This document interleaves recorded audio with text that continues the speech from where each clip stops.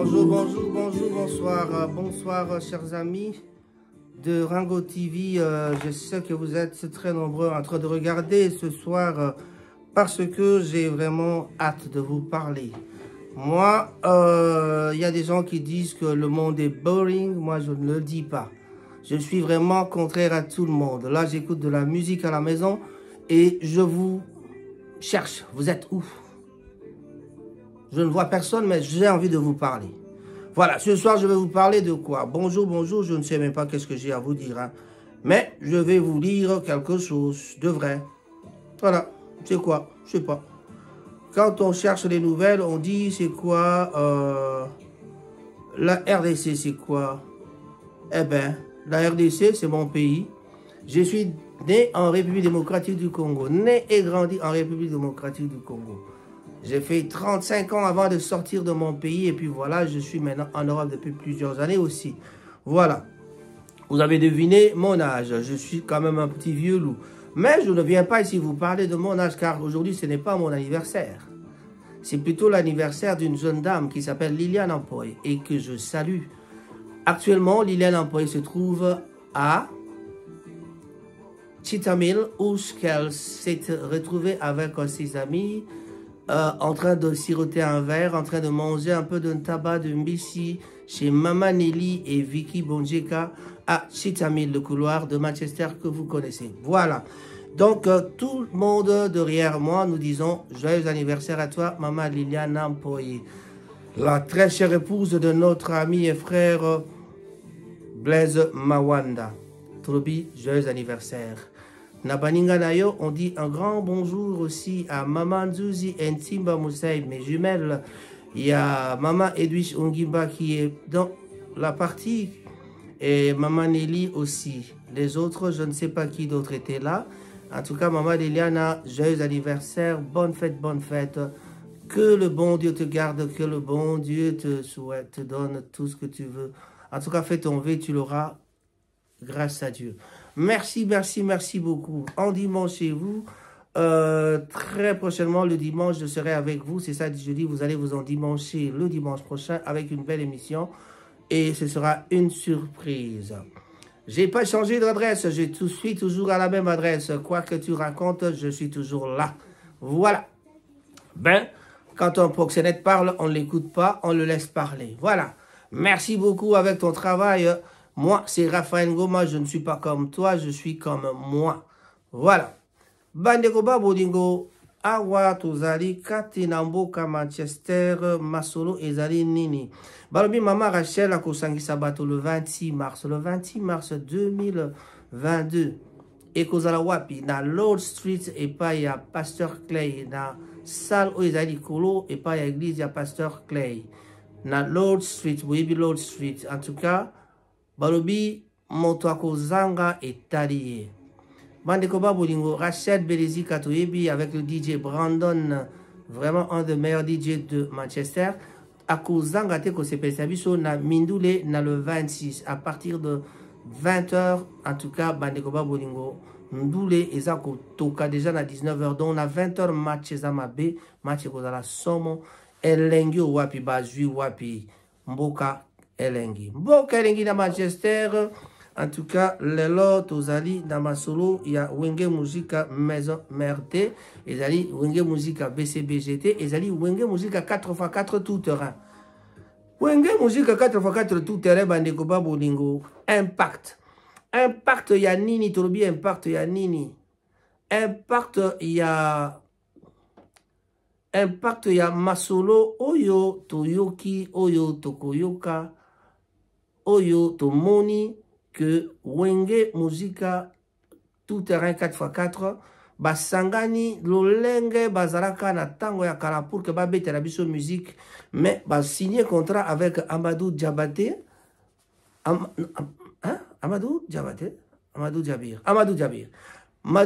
Jabir a signé ce bango contrat. Donc on retrouve là le vrai Wenge 4x4 Oyo to kakana sango Oyo Boyebaka Oyo bato mingi bayeba ki pete Oyo to kakana sango me bato balinga ki ba mona bango ensemble. Soué wana ezalaki déjà depuis kala.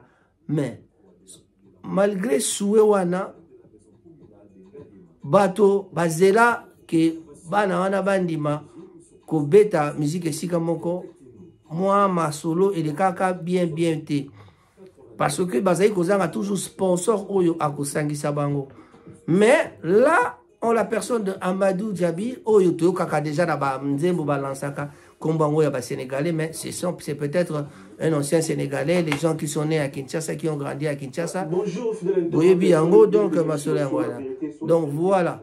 Alors Balobi solo la bien lelo ezali ma solo il y a impact nini ekosala na wenge muzika. Vérité ezali nini Balobi impact nini ekosala wenge muzika beta lelo abeta ndenge bazalaka kala. Bato mingi baza komituna. Mais impact ezali certainement. Pour nanga na monika impact ezali makasi. Totala ki ba conflit ya bango na bango koswa na ndenge bazalaka ki vedette na bango wana ba monsieur na biso ezalaka ka ba polémique. Mais impact ekozala ndenge nini. Mais so totali bien ka de mituna yango ya mikolo ezokpela bi nani lisusu akoki kosala impact ke basangisa ba musicien pe epesa impact. Orchestre nini lisusu akoki kosala ke basangisa bato pe epesa impact ezali kaka wenge. Parce que quartier latin pour réussir il faut azwa ba Fali ba Soleil ba Gibson Mutukondo Lobinda Bass totanga ba bakufate ezali na bato ebele il faut bazwa bango ba nani Eric Touti sotoke côté à Zaiko totanga orchestre ya kala Zaiko bato bakufi ebele evolo kwa zali bozi azali nyokalongo azali. Mais tala kaka nyo chez moi mikolo déjà Zaiko ezarana toujours déjà comment déjà neti na moi baisse. Alors sikoyo impact kozalande nini impact ya wenge ezali pona nini donc na Zaiko to bien impact kozalate parce que evolo kwazo yo kanate nyo kalongo Zaiko eza kusikusa bozi na yemoko kusikusa donc ekozala impact te. Mais tala wenge werason atikala bango na jibe mpiana batikala na ba succès moko tobenga ngo succès stagnant, c'est-à-dire stoppa quelque part et vanda kaka na moi niveau moko boye bato ba lukaka kaka bayo kaka bango kaka. Mais yango wana tobi que oyo bango ekozala na impact ba wenge ekozala na impact parce que ce que tali wenge ndenge zalaka, je crois que là Zakari Bababa ce sera vraiment content d'aller faire encore ses heures d'enga misala kosala nani nouala. Alors wenge tolobi impact et kozala nini impact ezali parce que Alain Makaba on l'entend plus, mais Jibin Piana azali toujours en vie pe orchestre na ezako beta Werason azako beta ba Emelia na poto ba betaka na baninga ebele ba betaka siko soki ba sangisi bango oya poto na ba ya Kinshasa ba beti concert na Kinshasa et vous avez un impact à makasi ko 500 000 c'est nani. En plus les anciens de Wenge tous réunis ezali impact à makasi parce que depuis kala bato babana ko zela yango ko zelo bato bazela bango moko nde ba mi kotsaka na ba conflit la bandi to yebi bien que ba démarche on banda moi kala to bosani te lisolo ya mbote Jibin Piana na Werason ba pesana ka mbote moko akendaka kotia plâtre moko na bango azonga na parler ba tia plâtre na mbote kaka. Lobo ke bugana ka ndenge nini bango balobaka siko ke baza batabakisi te lobo ke bugana ka ndenge nini mobali ya ma pasteur ke ba to comprendre sous rien. Bon eza makambo donc force de frappe ya force de frappe force de nkisi ya force de nkisi. Mais ta mosusu bato bazali na mwa biloko na bango mais bakoma na bango kosambela tondi mabango parce que on ne peut que croire la personne par rapport à sa parole, par rapport à Oya Koloba. Impact nini kozala na yango bandeko babo le 30 juin calculé bataba mona lisusu Werason Nation Tumoni Jibin Piana Adolphe Dominguez Tata Mubich na Blaise Boula to kamati koko tato tena ngambo kuna donc 5 micros 4 chanteurs wana no babeti na liboso paf to mona bo Emilia Koti après Emilia Koti to mona bo Tutu Kaluja ye na ekoko ta basimbi ba coin allez moko to mona mpela azako yemba koto kuna na ba Werason na ba Jibin Piana wana jiba kiti na première mpela sali ténor donc match ya danger. Masolo ezali na impact. Likambo impact yali déjà e umeli trop balambi yango kolamba bato bazelaki mingi mais kozela wana e kosala que ezala na impact ya makasi. Mais tozo réfléchir to luka eloko nini musu kozala na impact. Pona siko tondimi ke ya wenge impact kozala makasi mais eloko nini mususu to groupe ni musu kopesa impact na ebisi bino makamba quartier la te za passe kuna kutu monda ba conflit ya danger bana kofi bango tout donc ba on a bango to bayoka na raté. Ba soleil mla banani ba ina fali azwa balabi akoma ba gwana e ngwana azo sala fier bona ba kisi wana banda ngwana po biso to boya kokota ba kisi maloba ma bebele bo limbisa nga ta mususi ba limbisa na bango kuna mais nazo analyser kaka.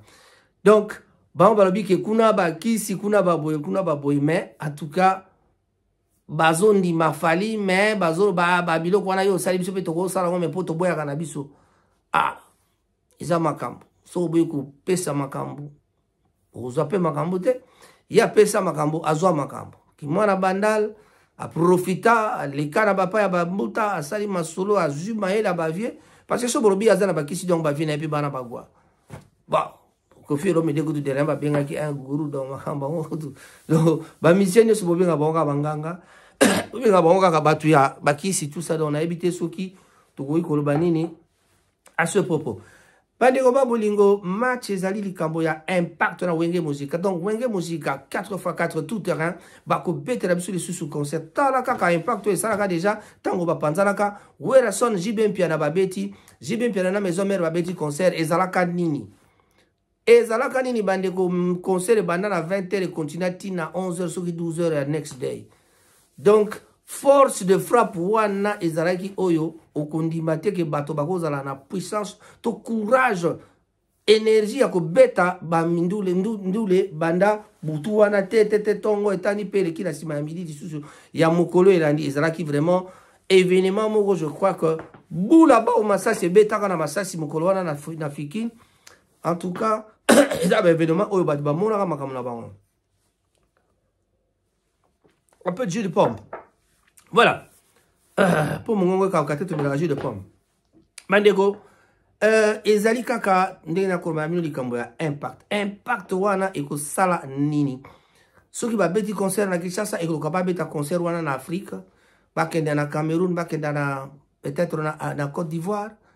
Eko suka ba kenda ko beta lisusu awa na poto mais total ba combattant so ba koyamba ndenge nini parce que vraiment to stolembi pe makambo ba concert ngo soki pe ko beta to beta te bon loko abango abatingite mais loko api makambo ngo ezo changer moi moke to yebi que on est comme atiba année prochaine 2023 vers les élections et peut-être ba musicien déjà loko ba komi na makanisi ya ko sala ko yemba loko IGF officiellement autorisé bango ba yemba ba critiquer ba miyibi ba critiquer misala mabe donc na bandi et ko sala que ba combattant peut ba lembisa motema par rapport à musala oyo ba musicien ba ko sala parce que so bosa likambo oyo eza ko cadrer na désir to aspiration il y a ba combattant oyo bazali na mboka poto na mikili ya poto. D'ailleurs il y a un problème na combat parce que moi kokabwane comme makasi on ne va pas rentrer dans ces détails là mais je profite pour saluer mon ami Shelina Wendo Mundu Kametele mwana bandal ya solo bana Saint-Jean-Baptiste de la Salle.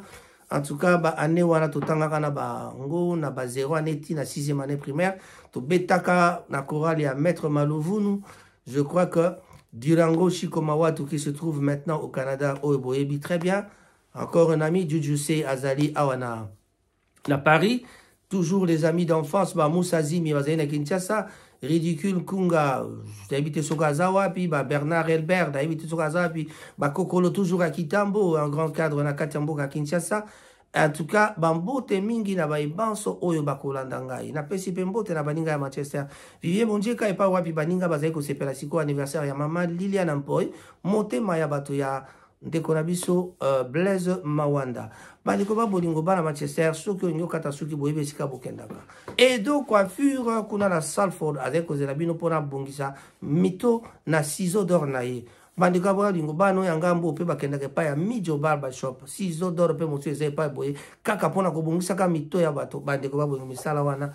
Klongonya na bino ba coiffeur nyonso ya Manchester to bosanité papa Sembad. Un grand bonjour à toi. Bande ko ba bolingo so to bito landa na likambo na biso ya impact pa etozalaki. Tozali ko beta lisolo impact na bo ça pete Suzuki. Luzubute mais Suzuki oya biso ya Fernand Ludovic. Papa Mondele, un grand bonjour à toi en tout cas. Salut à toi mon ami, mon frère Cyril Modogo, président Mata. Mbotenayo Yangwana, Patrick Kifani, bonjour.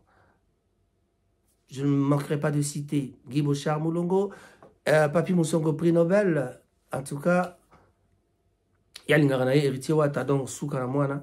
Merci beaucoup. Ma solezo qui est très bien, à mon héritier, Pantezo Mata toujours. Pas félicitations. Mais, tous allez toujours na maka solo ya impact.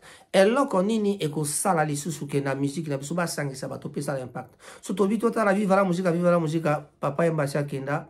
Impact ici vidé parce que moi, j'étais pas petit, vive la musique, va bêter Mikolo, mais. Ah, Nzambe Gara Sunga, mais na évité ceux qui ba marainde, ba kousa, la ba kota, ba redi à Missi, ba kota, ba ye, ba beti, ba j'adore les Cambodgiens, redi à Missi, nani sous Juna Janana, redi Juna Janana, redi à Missi, Juna Janana, peut-être, bah, ta papa, bon, posez un la vivre la musique à terre, wana kaka batouana, ba Janana, sous ba ye, ba meki basali moi ma solo peut-être ba petit moi pas ba marai ne na lobaki basali moi lisanga peut-être que c'est impact mais avec quelle danse mais il y a wenge musique wana tout ça sûr déjà le kwana et là monsieur ko ça un impact ali maison mère a kokipe ko beta po abimisa bana trop talaka kam so wera so na sali concert bon concert wana betami abetina ba Fabregas ba héritier Watanabe ba tout temps ba oui héritier Watanabe. Donc voilà, son héritier, Fabregas, japonais, Tata Mubich, bengi Serge Mabiala, bengi Ferregola, bengi comment il s'appelle? Bill Clinton, Naseleo, Scram. So bengi donc Bindombe, Batali, Flam Kapaya, Petio Moussou Azaliawa, Demokuse. Donc Wengo et ça la succès na tempena ki bois kaka wera son, mais wera sikoyo a remonta kabeta ka remonta dans ma solo par rapport ya force na ya laksaki ke naza mwana moto, mwana bandal bendele koyate pe asala tout ke bendele koyate yango wana.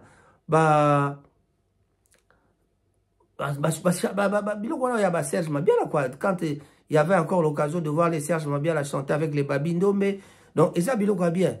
Là tu vas ok jazz, moi il va ça l'impact à l'issue parce que manda suka simbi ok jazz mais bon Malutumba il est mort vieux diato bakufa ok jazz bakufa et belé vieux ndombe bazate donc Joski bazate donc le quoi Franco bazate banano bazate donc ok jazz le quoi il ko na elimwe na yango ba viva la musique donc elimwe na yango o ba no meke ba nous alaka bazo meka pona ko commémorer peut-être ba mémoire ya ba Victoria neti menea nani yango obeta sous Victoria et ça la impact ata joli mo bien la koki kutu ko remonter Victoria te donc les Cambona impact bande ko ba bolingo ba musicien wenge oya wera bana wera ba kitsa motema ba Ferregola ba Serious Cram Bill Clinton, Babindombe, bango bazali nanu wera banani petit absolu ni Fabregas, Kamata de Bogar, bango tout wana. Donc o wana nyoso wana so ye penza biba betandule na bandi ekosala pe impact mora makasi parce que tokoka susu Papa Lutumba yoka bana mansanga na kolela talaka ka Serge donc fuma bandinga mon petit frère. Big up Pepa Yozali na Paris, Kunana Madame Bambote la Bino Nyonso, Maman Nino Malonda, un grand bonjour à toi. Voilà, je salue aussi Dina Vangasita, Lelo na Dina Vangasita.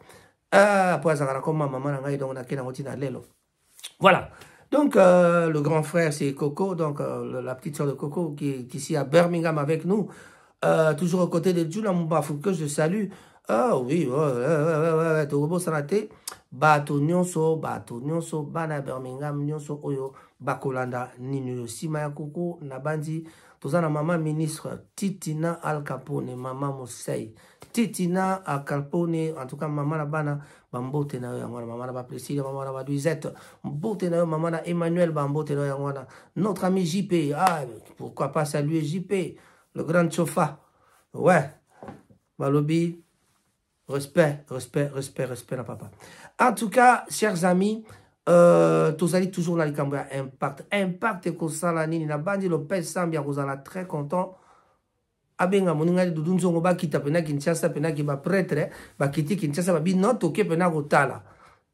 Blaise Simbo pe le quoi ba programme ali déjà donc on se retrouve à Kinshasa le 30 juin tous dans la Kinshasa le 20 juin déjà à Kinshasa pour tout le monde ndenge wenga ko panza nteke wenge ndenge ko panza ko buka mire ce que peut aux stade de martyrs ce qui va fond la stade de martyrs ka pona ngo to yebite total nano.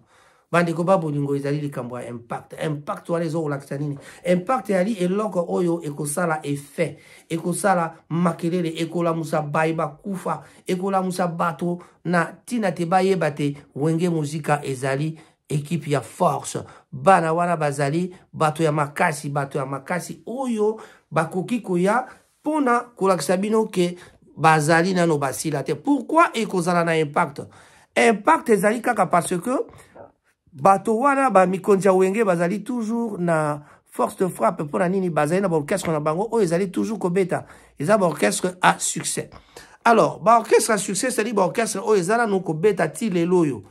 Alors mais na kati na bango sko fo ya sko na ba légende lokola ba Alain Makaba atikela biso ba biloko ya kitoko nani Didier Masela atikela biso biloko ya kitoko d'accompagnement kuna Nazana comboté pour l'instant, mais surtout Baxi Bari Coco Boulambemba, Toto Cheba, Emile Alias, Totali Blaise Boulanachana Dominguez Adolphe. Alors, invité Siko Yaba concert, yaba concert, on a Obako Beta, enlevé des rideaux cause à la banani. Bana ya maison mère. Bana ya maison mère, faut baya. Bana ya nani, bana ya maison mère, faut baya Robeta. Dans un boss à Lacoste. Didier Lacoste, Fazala. Didier Lacoste, Fazala. Natango Makambo ya maison mère, il faut que Didier Lacoste azala. Dans un boss à Didier Lacoste parce que c'était aussi la meilleure équipe, la bonne équipe, quoi.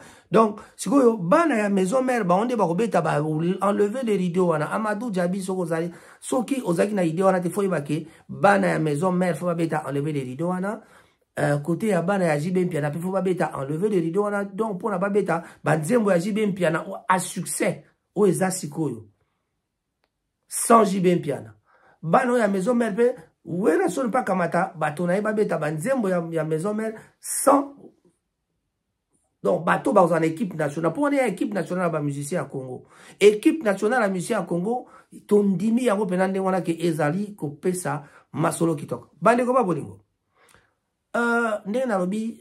Troisième impact ezali nini ezali dynastie. Dynastie ya Feregola zo sangisa baninga o babeta na ena wenge ezali eloko mwa makasi kasi eloko na reprochaka na petit frère na ngai di dani comment il s'appelle encore Feregola bataringe nkombama na bina yo manu akumesho mashi akumeno balba nini baluba baumba yimba bon. Président de la République, on a retourné dans le président. On a président Yves Sangasso Balbani. Machi Akumeno. Voilà, Machi Akumeno. Faire go la vision de la Machi Akumeno. Monogamboka. Serge Mabia à côté. Ba Emile a des nations. Ba Jude Moulopo. C'est Léo na ba animation. Bill Clinton Azali. Na yebite lo ni ezangi pour que ça ait un impact. Mais na lobby nazako banga timidité à faire parce que na kati ya eloko ya dynastie ezali Ferego la ndaza en tête c'est lui qui a invité ses amis parce que azana banzembo na ye ma basali banzembo basali Diona Mabialo basali ba Diona l'autre là peut-être na Judété tout ça basali banzembo ya ba Dio basali banzembo ya ba cœur ya baninga nyonso donc ezali déjà bato to ebi ke bayemba kitoko na yango bandiko ba bolingo. Tozali kaka na posa que promotion ya malonga et salama. Feregola alongo la timidité wana. timidité wana ya ovanda lokola moto alobaka te boye non to ana besoin na yo oloba to ana besoin na yo sala promotion ezala accompagné directement na ba clip ndenge lokola Dadju na Fally ba oti osala oki ba Dadju na Fally ba bimisi awa vraiment surtout toyoki nzembo ya Fally et bimi le 18 wana directement na clip ba clip monsieur koya après mais en tout cas ya bango eza koya mais sikoyo Sobito ba impact tala impact il y a présence il y a Diddy Stone et l'autre sali dans nzembo ya Dadju King. Elle a besoin d'un king comme moi. Elle a besoin d'un king comme moi. Donc elle c'est Diddy Stone. Diddy Stone a besoin d'un king comme Dadju. Mais ce n'est pas Dadju. C'est une femme, une belle femme a besoin d'un roi. Le mari ça doit être un roi, c'est-à-dire un roi comme moi. Donc na scénario voilà.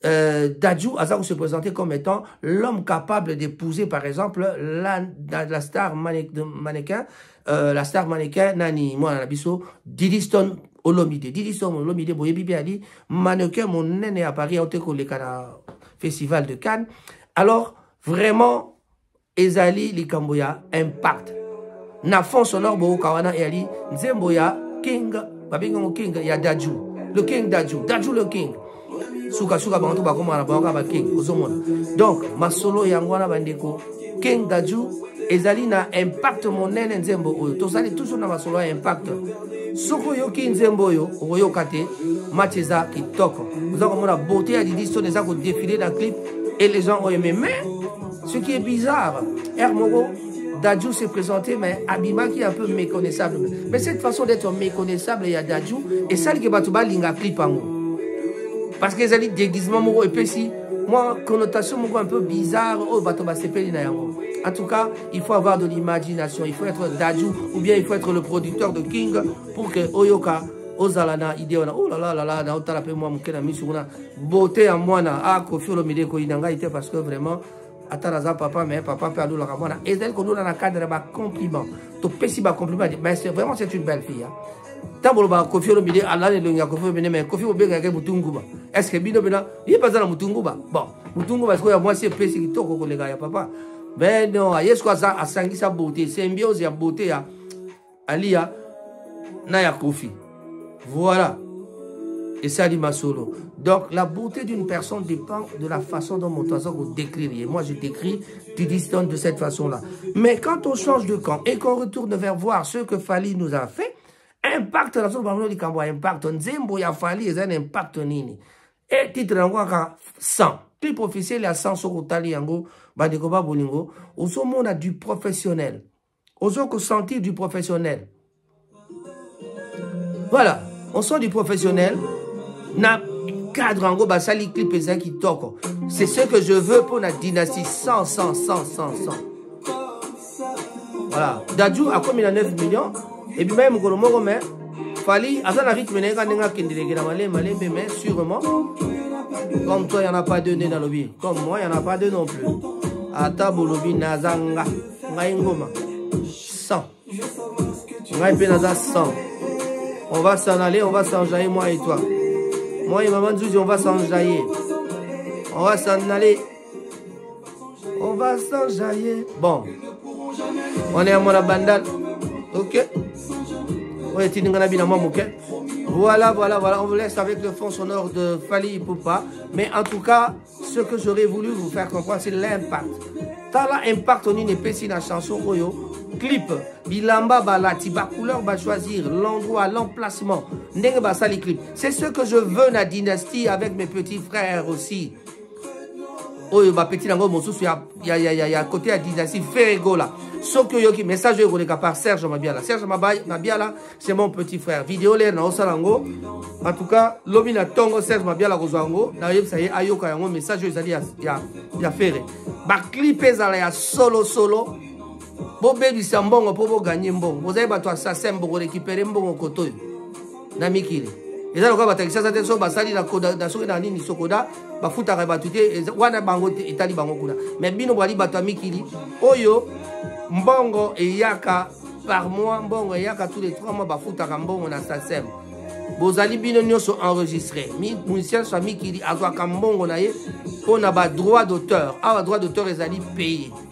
Mutona mutazana niveau na ye azwa ka ba droit d'auteur na ye. Donc ba clip un solo et comme ça là na son ya kitoko na est sûr na li très sûr que Ferrego la bosali ba son moi kitoko parce que j'en avais discuté avec mon frère Serge Mabia là en tout cas donc moi ba commentaire il y a Emilia Céléo on a parlé aussi bon éviter ma Céléo sur qui neni mais bon c'est bon OK na ba commentaire belé belé Bill Clinton azala qui battu surtout wana ba JDT molopwe JDT tienze moté ba isali duo na Ferry apparemment donc ma solo ezali que makambo ba sali ezali ya kitoko mais ya kitoko ango impact oyo toza kozela na yango yali ke toyeba ke bato fo bas yoka mindule oyo bato bazala besoin koyoka le défaut de Ferrego là ezali nini pour na kosukisa skoyo moi temps ngonga bandi ko posa na tokomi na 30e minute 36 37 secondes voilà Ferrego là erreur aza kosala bato oyo bakumisaka Ferrego la ba chroniqueur ya Kinshasa ezali bato bayaka oli baloba makamba fere bakumisa fere ngai nakumisi bato nalobi est-ce que boki na fingi moto te nalobi fali aza danger atala sang esali boy tala impact naso tala impact nzembo esali nakena daju king na pesi impact nenga yebaki mayele na ye to mayele ya producteur habite joa Didiston akamati Didiston et pesi impact makasi bino pesi ko na yepa na bino baleki bo luka bozwa eloko moko ko sala impact ça dit ba clip na bino zala emplacement et ponama bo dépenser mbongo pour que eloko sala makitoko na bide so bozala ba sponsor malonga to pe bozala moya ko sala yango Serge Mabia la message oyo que n'est pas Ferrego la to boyi timidité au Ferrego la zala kanango tango alinga ko longo la timidité sala ka elera finga ka vie na ye je pense à mon pao to zongi la makamba te parce que ta mususu basi ba limbisa na makambo leka mais Toluka et là qu'on y l'impact. Vous avez la, vous habitez sur la bégangonine. Vous avez tous les prouesses. Vous avez toujours la force. Et c'est force moi makasi. Unité on est force makasi. N'est pas le impact papa de konangai. Pour ça l'impact c'est ce que chorégraphie ni beaucoup ça clip ni beaucoup ça. Ma solo kozala ndenge nini. Ezalate bokamati clip botie moto place Serge Mabia la koyemba botie longia mwana affaire. Au salaka erreur pa ya makamo susu wana salaka berero na oyebi yango au goma voya au tiki voya vibration mais place ya na clip elongi ya mwana na yo ebimi wana tozaki na posa kotala mwana na yo te yo ozaki na posa mwana na clip mais biso tozaki na posa tout le monde a vibration parce que vibration au perda moto monene lokwa vibration ba voix wana ya ba vibration ba voix les ba voix ya ba emeneati mais petit wana pour kaka avant de faire des moyens ça na Congo pe bandula ngo évoluer na pe lisute donc celui qui a bino pas besoin chance ko bino pas besoin chance oza leader Ferrego la luka ozwa ba moyens ni ko pesa vraiment masolo et kende kitoko en tout cas le conseil du grand frère Soboki on ça la paie très bien. Moi, c'est Raphaël Ngomatsasa, votre présentateur. Lelo Katinarango TV, j'étais venu pour vous parler, pour vous exposer cette histoire de Wenge Musica. N'abete bino masolo la guerre à Ukraine te. N'abete bino masolo la guerre à Kivu te. Mais n'abo sana yango te. Tu as que 16 millions bakufi. Impact nini bato ya mboka mikili ya poto. Tout total il impact 16 millions bakufa ba négligea kutu yango. Sans impact les 16 millions de morts.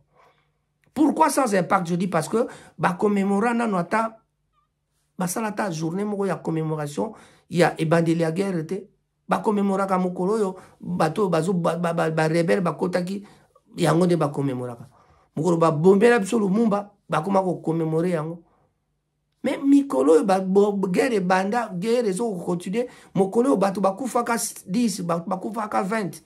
Pourquoi ne pas organiser la jour, pas commémorer aussi cette histoire-là de la guerre du Kivu. Ma conseil, ma pesara, ma gouvernement, ma yokarana bangoti. Ma rablabiso sans impact. Mais tous les gens ont besoin d'un impact. Est-ce que Kolobo n'a pas besoin d'impact? Ça, c'est le problème. Batouka 20, batou 30, 50, baroyo kangai. Mais nous avons besoin de 1000, 2000, 20 000, 100 000 bayo kangai. Partagez cette vidéo. Impact. Impact, les alliés, oh, nous avons expliqué bino. Mais et l'on a besoin d'impact, il faut que l'on solo ayeba et l'on a sala pour que après ça y ait un impact. Là, je parle de nos enfants, le petit frère, Bande Konabiso, Ferrego là. pour la dynastie, pour passer un impact, n'engé ba fali, a poni, clip naye, ba dépenser bambo na bango, ils ont un impact, le lot de 2,2 millions. N'engé Dadju, a poni, Didi Stone, olomide, pour la kosala, clip naye, et puis si impact, 9,5 millions, 9,2 millions, impact nango yangwana.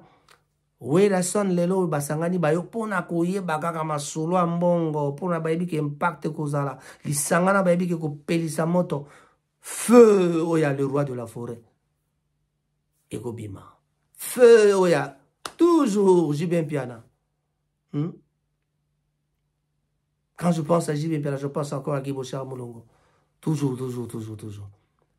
Voilà. Alors c'est ça, tout ça kuluka, elle a connu et ça impact dans ma solo. Voilà. Balégoma Bolingo, j'ai dit et j'ai terminé. Raphaël Ngomatsasa sur Rango TV. Bye bye.